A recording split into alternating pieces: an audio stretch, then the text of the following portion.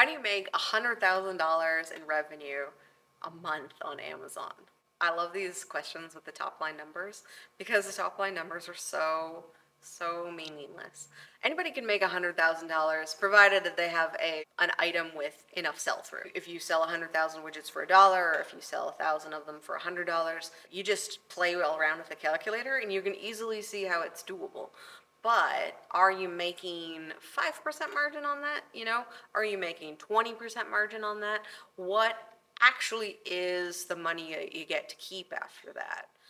And that's what a lot of people forget. They think, okay, I can buy this widget for $5. I'm going to sell it for $25. I'm going to pocket $20. Absolutely not the case, because you haven't factored in a whole bunch of fees in there. You're advertising and pay-per-click. There's a lot of stuff on top of that you have to factor into it. And until you really start thinking about that, until you've been through the process critically, because a lot of these numbers aren't going to be necessarily knowable in the planning stages.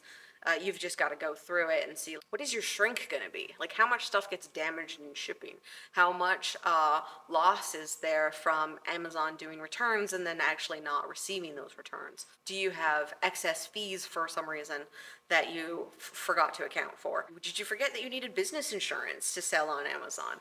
So stuff like that, you've really got to know your gross margin and your net margin.